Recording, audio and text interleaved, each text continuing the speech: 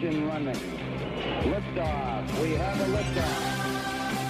It's 9 after the hour. I am Eric Erickson, and this is Atlanta's Evening News on WSB. The phone number is 404-872-0750, 1-800-WSB-TALK. Let me start it this way. Back in 2015, August of 2015, I did the Red State gathering in Atlanta when I was with Red State. And I rescinded my invite to Donald Trump after his Megyn Kelly remark. Ironically, I thought, he'd just be a distraction if he came. All the other presidential candidates are coming. And there's just, if he's here, all the other candidates are going to be asked about him and what he said. And so I rescinded it. Now, of course, in hindsight, it was crazy to have done because it became a huge distraction anyway. And his campaign tore me up one side and down the other. And one of the people who did that was Michael Cohen. Sean Hannity actually had Michael Cohen on his radio program in the 4 o'clock hour right before I come on. At 5 o'clock here on WSB, you could have heard Michael Cohen just tearing into me. And then he came on Hannity's TV show that night and continued tearing into me. He called me all sorts of names, attacked my faith, attacked my work ethic, attacked my integrity, attacked my principles, on and on you go. Michael Cohen lit into me. And one of the things I have not really talked about is that the Hannity team invited me to come on and respond. And 10 minutes before airtime, I was sitting in my chair, TV makeup on, and they canceled my hit and just extended Michael Cohen's ability to tear into me. I was more than a little aggravated, to say the least. And I don't find myself cheering on this man's headed to prison for 3 years today. I feel profoundly sorry for Michael Cohen. I do. I actually feel a level of sadness for what has happened. I don't understand how any person gets so consumed into a cult of personality that they let themselves go and their willingness to fall on the sword for someone, and then to mirror the behavior of that person in their own life and business dealings. Michael Cohen is not going to jail because Donald Trump got him to pay off a porn star to cover up an affair. Michael Cohen is going to jail because he handled things in a dishonest and unethical manner. And in hindsight, I guess now many of the things he was accusing me of were projection. And he'll be in jail now for 3 years to think about those things. He tied himself to the president and allowed himself to do things, and he was an officer of the court. He was a lawyer. And he was sworn to uphold the law as an officer of the court, as a lawyer, and he did not. He tried to get around the law. He tried to abscond and do things unethically and illegally, and he's fessed up to it. And in his confession, Michael Cohen says essentially that he allowed himself to be played by Donald Trump. Now, I think it is relevant to point out one cannot be played by Donald Trump unless one allows himself to be played in that way. And in so doing, is this really him, or is this the president, or is this him? I think it's him. And it's sad to see a person of prominence like that collapsed under his own lack of ethics and his own willingness to do things to help friends in ways that should not have been done. Moral of the story here is, though you have friends, the law is the law, and you should never try to break the law to help your friends get around the law. That's what Michael Cohen did. The porn star payment is ancillary to a lot of the other things. It's part of it, but do not believe the media reports that Michael Cohen is going to jail for that transaction. That is a gross distortion of what he's going to jail for. There are numerous things he has pled guilty to, and the fact that the special prosecutor determined he really wasn't as cooperative as he may have seemed to have been cooperating. He still didn't provide all the answers the special prosecutor was looking for, and so as a result, he is going to jail. And by the way, you should also know 3 years is actually lenient for him. Yes, it is. You know, Lanny Davis has represented Michael Cohen, and the whole thing is weird. I think it was more Cohen signaling that his days of being Trump's minion are over. I don't know how effective a lawyer Lanny Davis is at this point. Maybe he is, I don't know. But this is what Lanny Davis said earlier today. Anybody who is responsible for the kinds of activities that occurred in Trump Tower while Mr. Trump was a businessman, much less when he was running for president, the contacts with Russian government officials, and everything we know from the media ought to be worried, period. Secondly, Mr. Mueller has already indicated by his actions, by the guilty pleas, that they have a lot to worry about, the ones that haven't been indicted yet. And thirdly, to answer your question, I can't tell you about tapes or anything else that Mr. Mueller knows everything, because we're not going to speak before Mr. Mueller speaks. But after he's done, I said that you'll see Mr. Cohen cooperating with one or more congressional committees. He'll answer every question, Stephanie. And if I were Mr. Trump, I'd be nervous about that. Yeah, except Michael Cohen's already lied repeatedly. So who's going to believe him at this point? He told the story one person wanted him to tell, and now he's going to tell the story someone else wants him to tell. He played for the president that won him no pardon. Now he'll play for the progressives, and that will win him no fans because he was Trump's fixer, so to speak. And how does Lanny Davis really know any of these things? You would think that this sort of stuff would have come out already. They were very specific in the things they wanted Michael Cohen to be specific about in court and admit to, and he did. And none of those things had anything to do with collusion with Russia.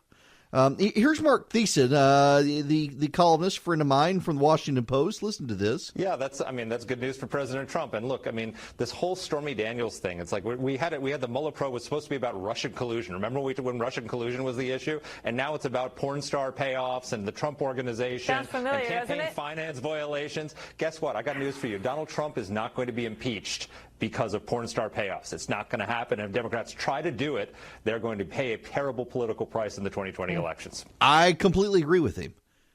I mean, as I said in the short intro here before the top of the hour, the president routinely paid porn stars to keep quiet about his affairs with them before running for president.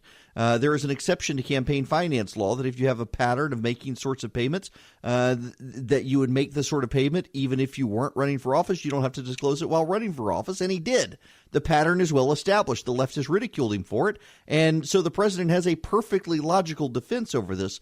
The question for Donald Trump, and this is where I think Mueller is actually headed, is not that, because Mueller knows the law well enough, and in the Mueller team, you will recall, lost the John Edwards case through the Department of Justice. They know this lesson full well. The question is, how was the money funneled to Karen McDougal and others? How was the money paid?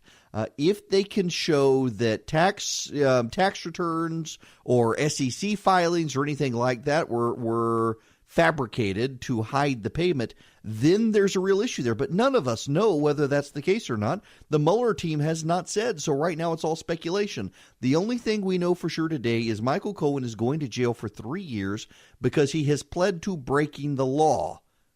He did, not Donald Trump. There's a big difference there.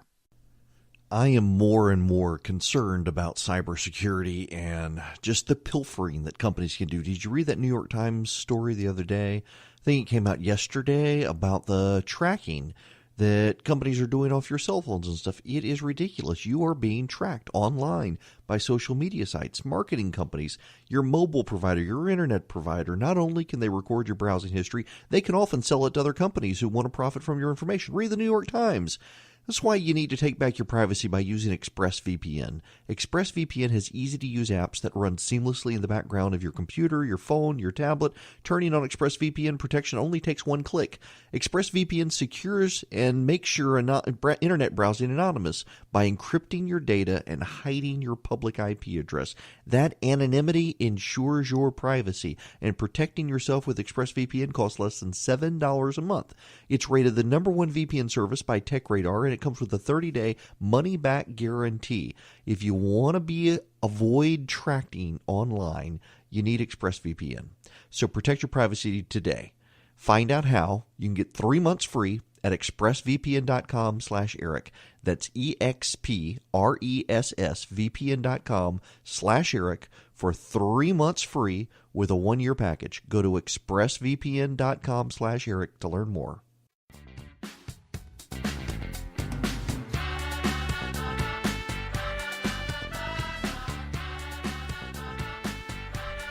It is 25 after the hour. Eric Erickson here. Scott, who's listening to me, is giving me a hard time on Twitter, thinking I'm giving the president a complete pass. We have these things called commercial breaks where I've got to stop one point before moving on to another point. Scott, if you're still in your car, bear with me. We'll get to the president and the implications from the president, but today was about Michael Cohen. It wasn't about the president. So much of the media has really focused so much on the president that they ignored the major points of the filings on Michael Cohen that really had everything to do with Michael Cohen's own behavior, which was the point of this discussion. Now, let's focus on the president, as Scott has been waiting for me to do. The president himself cannot be breathing easy from the Michael Cohen situation because Cohen was his fixer for so long. And again, I absolutely think it is a fair point and worth pointing out how badly the media bungled the reporting today that most of what is sending Michael Cohen to jail doesn't have to do with the president. Certainly there is the payments to porn stars issue, and given some of the curious filings from Mueller and also some of the tax amendments that Michael Cohen filed, and my suspicion is that the president flowed his payment through Michael Cohen's income, causing Cohen to boost his income to the IRS. But there's also other filings in there that show Michael Cohen actually underpaid taxes in some years. I really think where this comes into for the president and where the president is going to have trouble is the Russia situation. And I'm not talking about collusion. I do not believe there is collusion between the president and the Russians to steal the election. Do I think there might be something there about trying to smear Hillary Clinton? Yeah, I think so. By some of the ancillary fringe grifters of the conservative movement out there who allied themselves with Donald Trump because no one else would give them the time of day. But I think ultimately where this is still headed, and I could completely be wrong, but where I still think this is headed is the president's business deals with Russia. Basically, no one can do a business deal with Russia without engaging in some form of greed, corruption, graft, bribery, you name it. If you want to do business in Russia, you got to do that. Well, most businesses aren't actually under an investigation by Bob Mueller. So that stuff may be exposed. But there were a number of stories out earlier in this year and late last year about Trump projects in other countries, and there was a lot of speculation that Russian investors were investing in those properties, not just the Moscow project. And the question is, were these Russians laundering money through these enterprises to try to clean up the money? That's where I'm wondering if Mueller is going with this.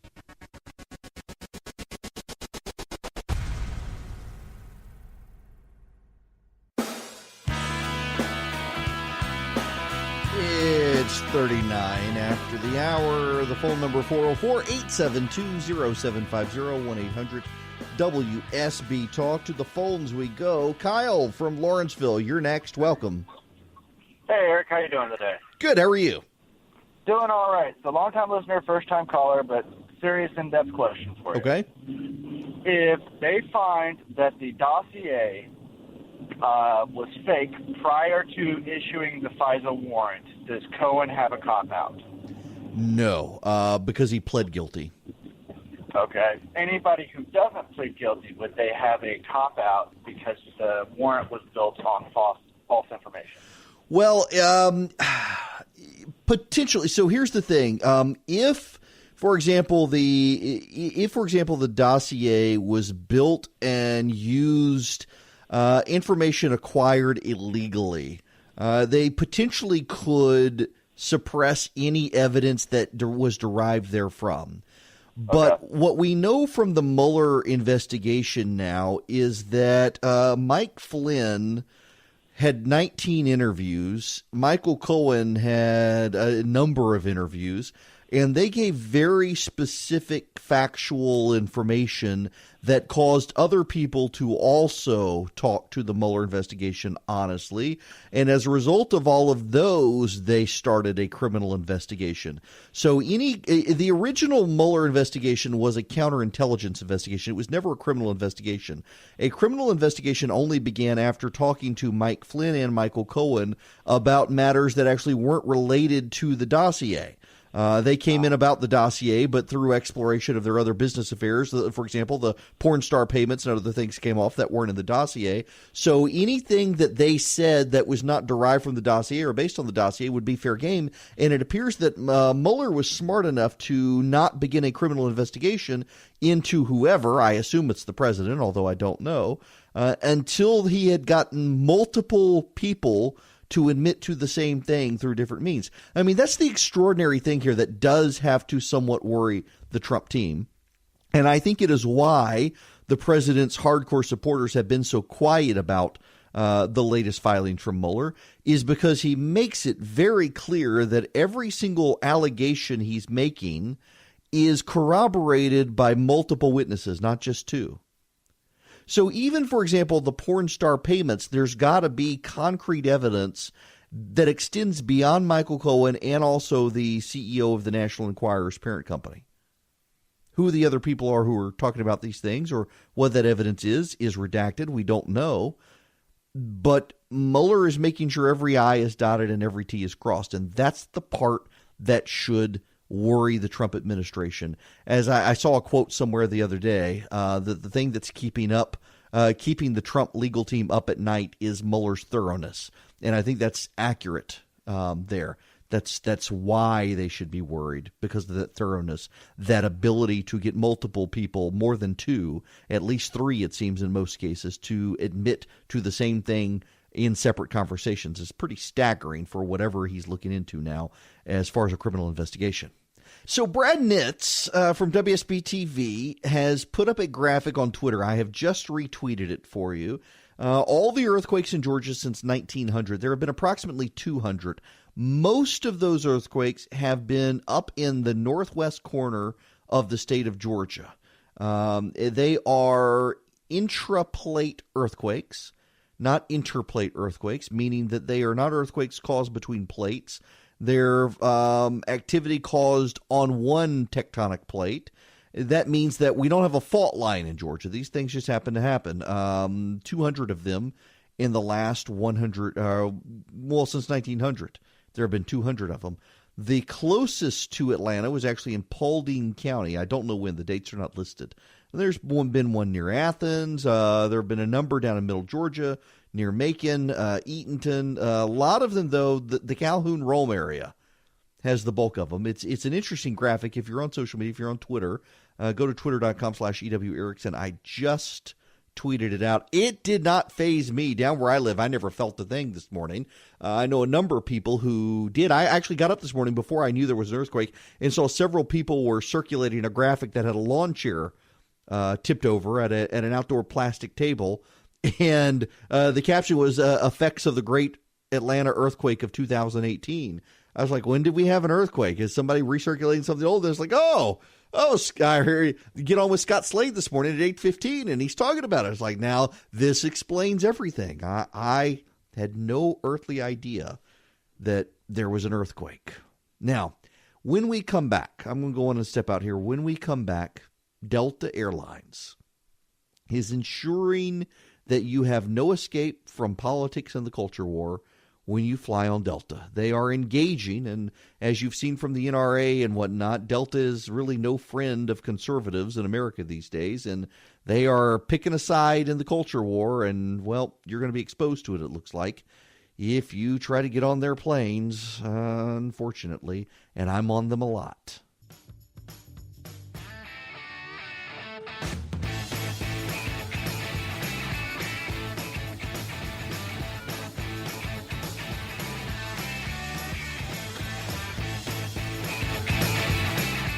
Delta, which we saw during the NRA issue, is no friend of conservatives these days and has gotten increasingly not just partisan, but progressive. Well, it's now, it put this out on social media today of Ruth Bader Ginsburg.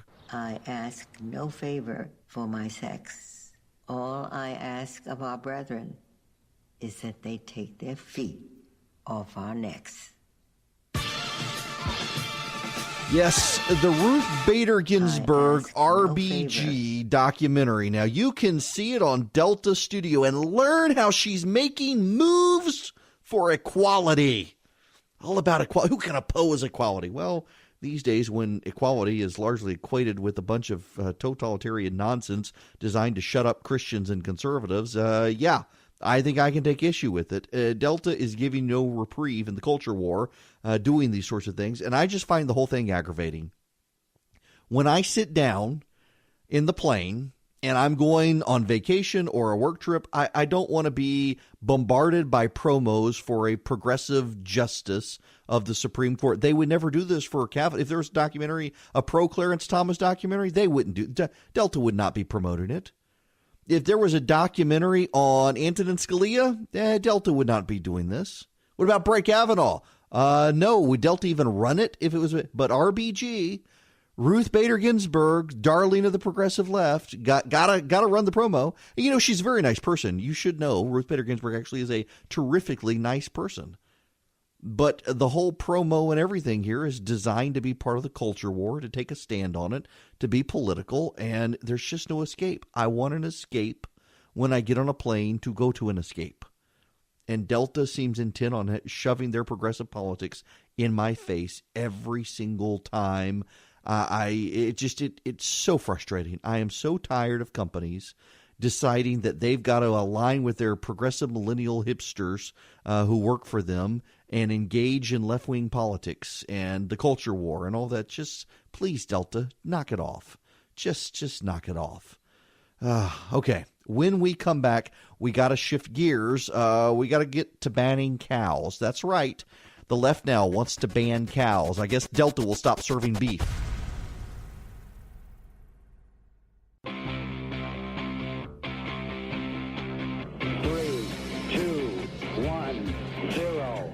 Running. Liftoff. We have a liftoff. It is 8 after the hour. I am Eric Erickson. This is Atlanta's Evening News. I got to deviate a little bit from where I wanted to head this hour because there is some breaking news that you should know about. The Wall Street Journal reporting as of 20 minutes ago that the Boy Scouts of America has hired the law firm of Sidley Austin for assistance in a possible Chapter 11 bankruptcy filing. According to the Wall Street Journal, the Boy Scouts are considering filing for bankruptcy protection as the organization faces dwindling membership and escalating legal costs related to lawsuits over how it handled allegations of sex abuse. Leaders of the Boy Scouts, one of the country's largest youth organizations, have hired law firm Sidley Austin LLP for assistance with a possible Chapter 11 bankruptcy filing. Founded in 1910, the Boy Scouts says that more than 110 million people have participated in its educational programs. Yes, but what has happened to the organization? Well, it has seen its numbers fall. It has been riddled with sexual abuse allegations and scandals. It decided to prohibit gay scoutmasters, and the left in America blew it up, got litigious, started suing to shut it down and drive it out of public schools for discrimination. The Boy Scouts backed down, and then they started allowing in gay scouts, and then they started allowing in transgender scouts, and now they've opened their door to girls as well. And culturally conservative voters who were the foundational bedrock of the Boy Scouts fled the organization. The secular left, the social justice warrior crowd, put the Boy Scouts in a very difficult position. And instead of looking around and seeing that the bulk of its membership were Mormons or Christians, and that it was housed in a lot of Mormon groups and churches, it decided to be liked by the world. And by the way, you know one of the people who made this decision? Rex Tillerson. Rex Tillerson, the Secretary of State, Rex Tillerson, was a ranking member of the board of the Boy Scouts. And the Boy Scouts chose to go with the world. And you know what Scripture says? You can either be the things of the world will hate the things of God. So if you want to be loved by the things of the world, you've got to not be godly. The Boy Scouts abandoned their principally biblically derived values.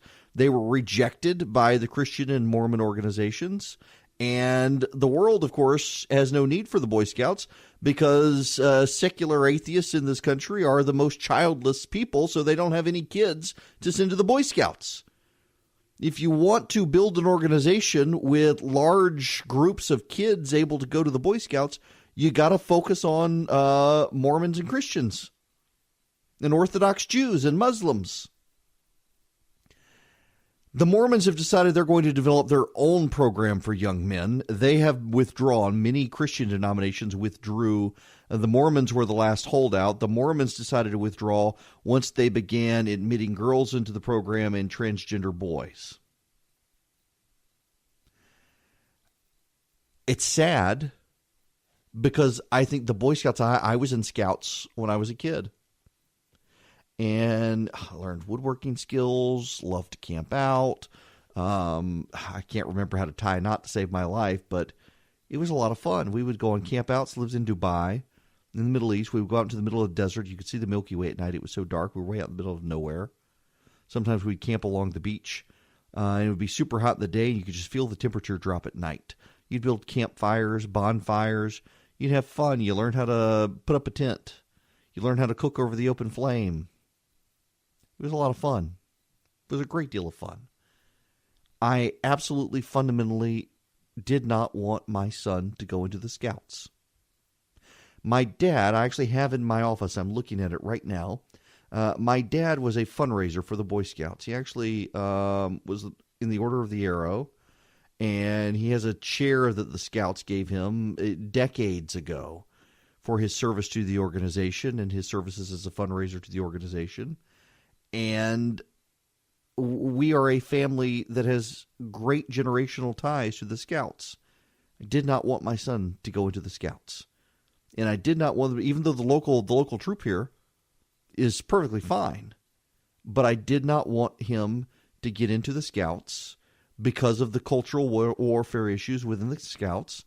Time and time again, the leadership of the Boy Scouts have chosen to go the way of the cultural left and abandon their traditional biblically based values. And I did not want my son to be a part of that cultural drift. I did not want him to be in real time seeing the degradation in values of the Scouts over time. And now that organization is collapsing and doing so pridefully with its nose in the air, turning its back on the people who would have kept it going because it didn't want to live in a world of persecution. It didn't want to live in a world where secular atheists, progressive types could file lawsuits or have local leaders campaign against the Boy Scouts, say we're throwing them out of school because they don't allow gay scoutmasters, they don't allow transgender scouts. Boy Scouts said, no, we'll do all those things. We'll do all those things. Just love us, world. And the world may have loved the Boy Scouts, but the world can't provide the children to fund the Boy Scouts and staff the Boy Scouts and provide troops for the Boy Scouts in the way churches can. And so now the Boy Scouts is going to file bankruptcy. A sad end to a once very noble organization that abandoned its values, teaching boys about respect. It instead chose to be liked. And, well, liking the Boy Scouts and a couple bucks might get you a bad cup of coffee at Starbucks. You know, one of the things I remember from my days in the Boy Scouts is the Scouts Law. A scout is trustworthy, loyal, helpful, friendly, courteous, kind, obedient, cheerful, thrifty, brave, clean, and reverent. They abandoned their bravery. And when they abandoned their bravery, everything else kind of fell. And that's just sad. Now, we can move on to other things. The left, the progressive left, having successfully headed towards wiping out the Boy Scouts, they also want to wipe out cows. You know, for a group of people, what's so funny here actually is what the left will wind up doing is they'll wind up butchering all the cows, except they'll save a few hundred of them, say, oh, we got an endangered species now. We got to protect the rest of them. And you'll have a war between the environmentalists and the animal lovers over whether or not to wipe out the cows who are methane polluters. That's the issue here. The left wants you to be forced to give up meat. Given the way Delta tries to curry favors with progressives these days, it's only a matter of time before Delta eradicates beef from its menu options on its planes. They want to come after your cow. They want to come after your hamburger, your steak. Now, my friend Dana Lash, I will note on social media earlier today, pointed out that if they really want a war on cows, we should be eating more steak and eradicate the cows that way in a tasty manner. But no, they want farmers to stop breeding cattle. They want people to stop eating meat, and all for global warming.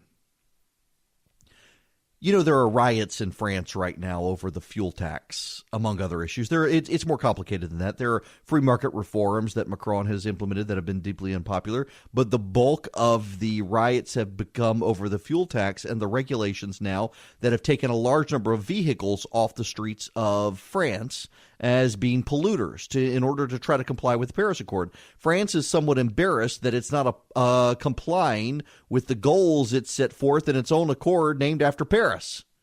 The United States, meanwhile, which is not even in the Paris Accord anymore because Donald Trump pulled us out. Yeah, I know technically we don't come out until 2020, but still, we're not even trying to comply with it. We're actually doing a better job not being a part of the Paris Accord than France is as a part of it. And what we're seeing is world progressive leaders, well-intentioned environmentalists and others, giving people cause to not take climate change seriously. If you really believe in climate change, if you really think it's an issue, perhaps you should spend a little more thought on how to convince the public to do something than to tell them we're going to take your steak and hamburgers away. Because for the longest time, the environmentalist left has been at war with oil companies, fossil fuels. Now you're going to go to war against the fast food industry, butchers across America, grocery stores across America. That's not really a way to sell people on your agenda. In the same way in France, telling people you can no longer drive your car but must buy a new car and we're going to charge you more for your fuel, it's not really a big seller to get people to care about your issue. The other way to get people to care about your issue is to act like you care about your issue and give up your private jets and massive houses and carbon footprints yourselves before telling the peons to do it. I am more and more concerned about cybersecurity and just the pilfering that companies can do. Did you read that New York Times story the other day? I think it came out yesterday about the tracking that companies are doing off your cell phones and stuff. It is ridiculous. You are being tracked online by social media sites, marketing companies, your mobile provider, your internet provider. Not only can they record your browsing history, they can often sell it to other companies who want to profit from your information. Read the New York Times. That's why you need to take back your privacy by using ExpressVPN. ExpressVPN has easy-to-use apps that run seamlessly in the background of your computer, your phone, your tablet. Turning on ExpressVPN protection only takes one click.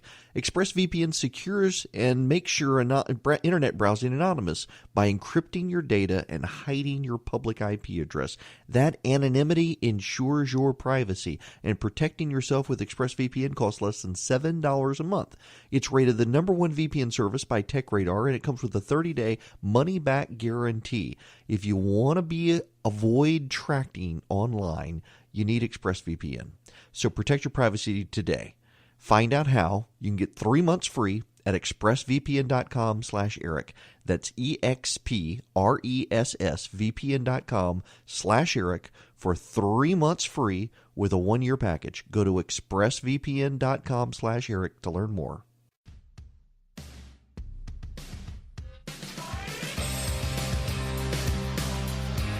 It's 26 after the hour. It is Eric Erickson here.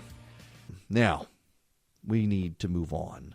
The border wall and the shutdown. Senator Kennedy was asked about the border wall. Senator John Kennedy of Louisiana, listen to him. Look, I happen to think that walls work. I've seen them work in America, Israel, Bulgaria, Malaysia, but I don't think that's the issue here. I think the issue here is well, let me put it another way. I think we're going to have a shutdown. You do? And I do, and I think we're going to have a shutdown for two reasons. Number one, President Trump does not look to me like he was bluffing or is bluffing. And number two, I don't think Speaker Pelosi is going to agree to anything because she's worried about her speakership.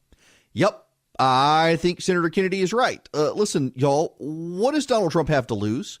Most of the budget is funded, so most of the government will stay open. The military's funded. It's going to continue protecting us. What does the president have to lose by shutting down the government? He wants the wall. He can blame the Democrats. He can cause trouble for the Democrats coming back, trying to fire up the government in January while they're going through a government shutdown, shut it down through Christmas. I mean, what does he have to lose? Well, why would the president worry about these things? And I think Senator Kennedy is right that Nancy Pelosi can't cave right now either. And, the president wants the wall. He wants the wall. If he shuts down the government, do you really think he's going to open it without a good deal? If the president needs to use the shutdown to get a good deal, shut down the government. Shut it down. We're all safer by our government being shut down, frankly. Our freedoms are safe as long as Congress is not operating and bureaucrats are not out finding ways to exert their power.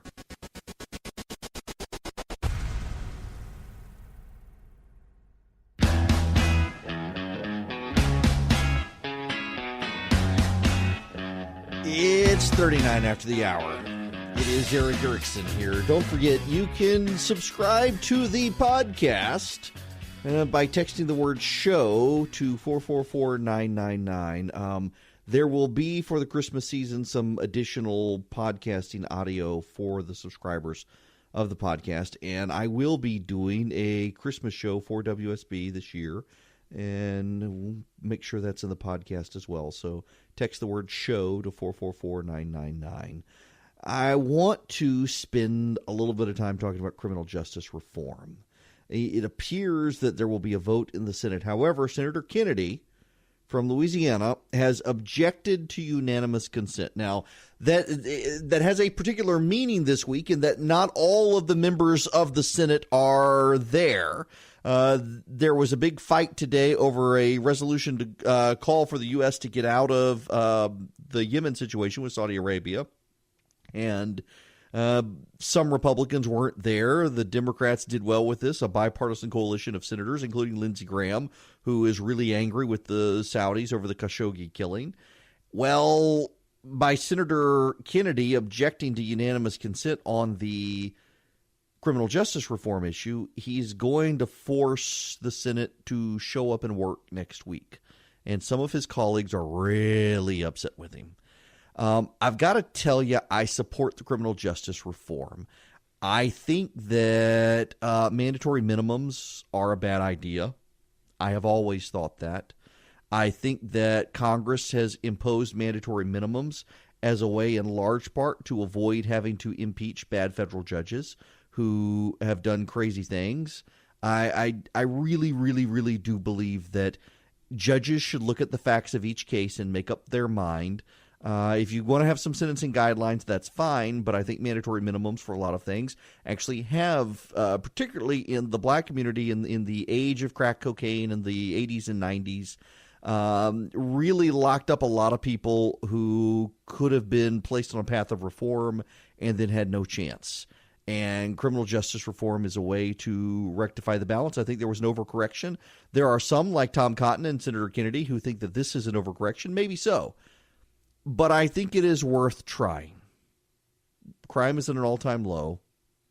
I think the scare scenarios of violent crime will happen. They have fixed the bill to address a lot of those concerns. Not all of the concerns, but a lot of those concerns. And I think criminal justice reform is timely and good. And it has provided us also a great opportunity to explore Trump derangement syndrome.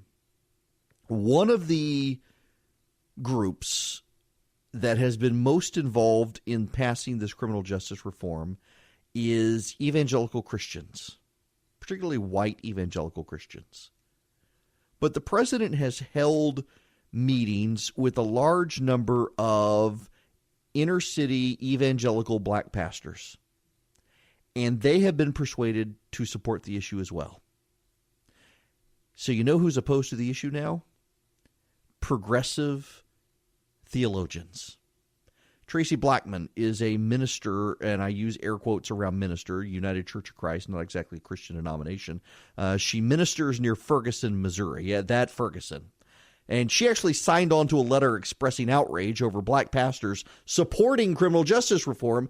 And then the Atlantic magazine, doing a story on this today, says to Blackman, it matters that the mostly white conservative Christian figures who've pushed for this criminal justice reform are not embedded in the communities most affected by the criminal justice system. Even the handful of black leaders involved are not credible, she said. Quote, this direct quote, don't buy into the illusion that because someone with black skin is in the room, the needs of the black community are in the room. In other words, she opposes criminal justice reform that will help a large number of black men get out of jail because Donald Trump and white people support the legislation. Y'all, seriously, I mean, this is a person who would support the legislation except Donald Trump. And white evangelicals who support Donald Trump are pushing the legislation. It is bipartisan support in Congress. It was a bipartisan, it was introduced with a bipartisan group in the House. It was introduced with a bipartisan group in the Senate.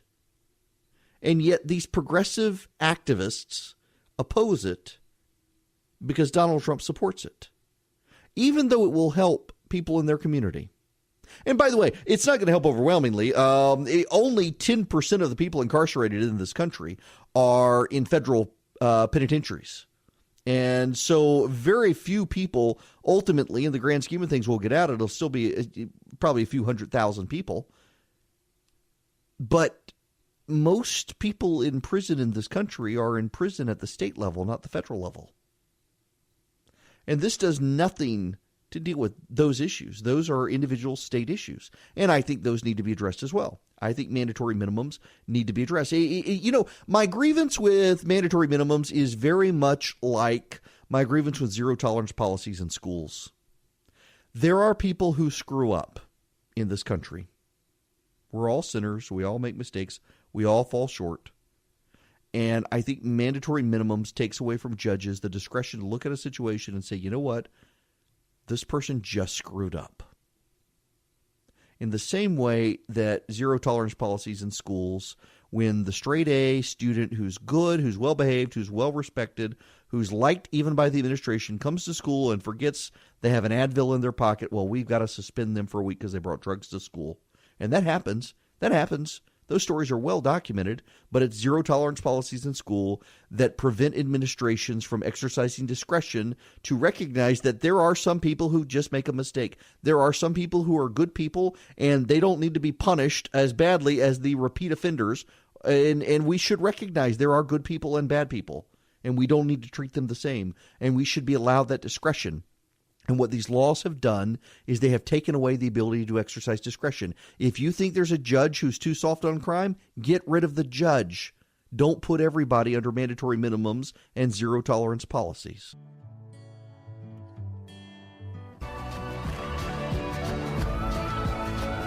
It's 54 after the hour. Eric Erickson here. I have waited until the end of this program to play this audio because I didn't want people to drive off the road.